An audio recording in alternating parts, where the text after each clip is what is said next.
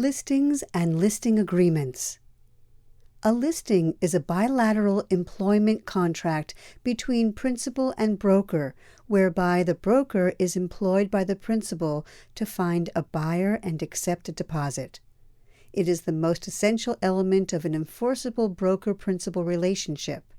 The duration for a listing may be for any length of time, agreed to by both the broker and the seller. A listing contract contains many elements.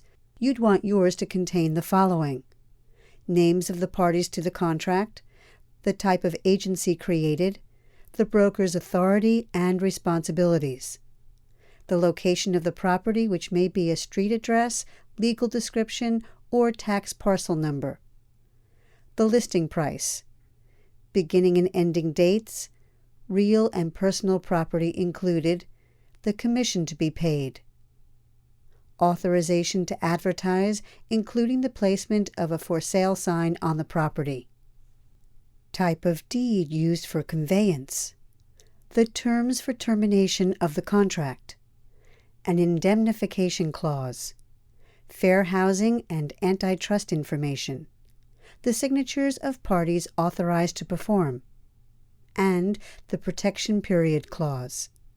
The protection period clause is also known as an extender or carryover clause.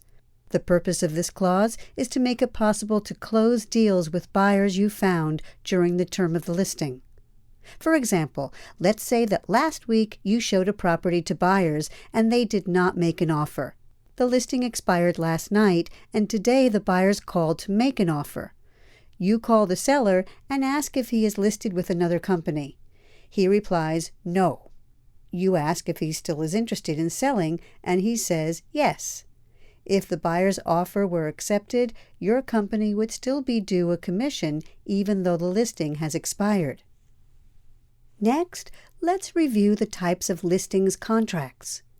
In an exclusive listing, only one agent can be hired. It requires a specific termination date, not 90 days from the completion of construction, rather 90 days from signing. If 2 exclusive listings are signed, the seller could be liable for 2 commissions. In an exclusive listing, one agent is hired. Therefore, there is 1 commission. However, that commission can be shared with an agent that brings a buyer. The way that the commission is being divided must be disclosed to the seller. Exclusive authorization and right to sell listing is a contract where the owner agrees to sell the property in question through the listing broker.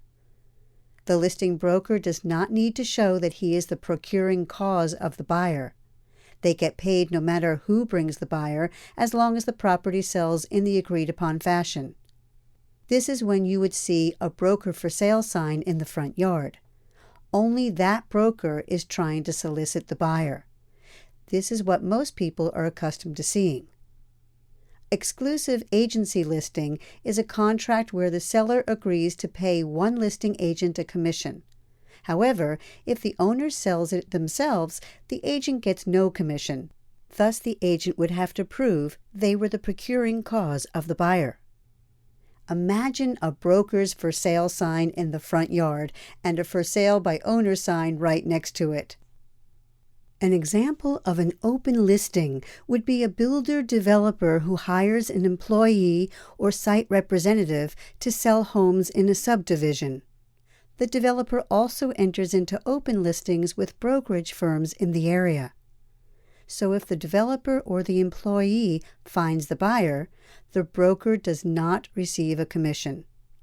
Whichever party is the procuring cause of the buyer is due a commission, as long as they are either the principal in transaction or have an active real estate license. It is not exclusive to anybody. Imagine a home with multiple for sale signs by different brokerage firms in the front yard. This is an open listing, and whoever sells the property gets the commission.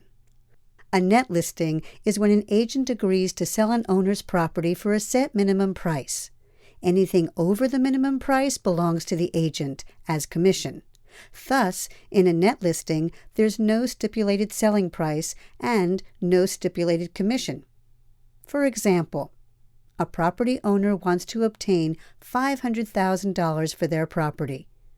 If the agent sells it for $550,000, that agent just made $50,000. If the agent sells it for $500,000, the agent makes nothing. In order to earn a commission, the agent would have to manipulate the list price, making net listings illegal in most states. Now, let's discuss listings with an option. If a broker is interested in buying a property that he or she has listed, this provision needs to be included in the listing agreement. It is legal for an agent or broker to buy listed property. Most states require licensees to disclose that they have a license before an offer is made on any property that they are interested in purchasing. Many states require this disclosure to be in writing, and they may also require the disclosure of the broker's profit in the transaction. Multiple Listing Service, or MLS, is not a type of listing contract but a joint marketing agreement between brokerage firms to make their listings available to other brokerage firms. Before a property can be placed in the MLS, the broker must have the seller's written consent to do so. Communications, such as setting an appointment to show the property, must take place through the listing brokerage, not the MLS. A listing agreement is a personal service contract. Should the principal or seller die, or either party becomes incapacitated, or the property is physically destroyed, such as by a fire or a natural disaster, the listing agreement is terminated. The listing could also be terminated by condemnation. The broker and seller may mutually agree to end the listing agreement. For example, if a seller's employer is no longer transferring her to another city, the broker and seller can mutually agree to release each other from the listing. Both the broker and seller have mutual responsibilities. Should a party breach their duty, the other party can terminate the listing. The broker is responsible for advertising a property. If the broker fails to advertise the property, the seller could terminate the listing.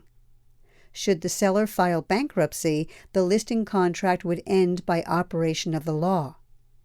The listing would also expire if the brokerage could not find a ready, willing, and able buyer. A material change is something that would affect the value of the listed property. For example, when a property was listed, it was zoned residential. At the last zoning board meeting, the property was changed to a commercial zone. This material change would terminate the listing agreement. Most listing contracts have a specific ending date. It can be as simple as, this contract will begin at 1 p.m. on January 1st, 2007, and it will end at midnight on August 8th, 2007. Condemnation can have two meanings in real estate. The first definition of condemnation is when it has been determined that a property is uninhabitable or unfit for anyone to reside there. The second definition is associated with eminent domain, which is the right of the government to take the land for the good of the people. Condemnation is the process of taking the land. If the property were condemned, the listing would be terminated. This concludes the section on listings.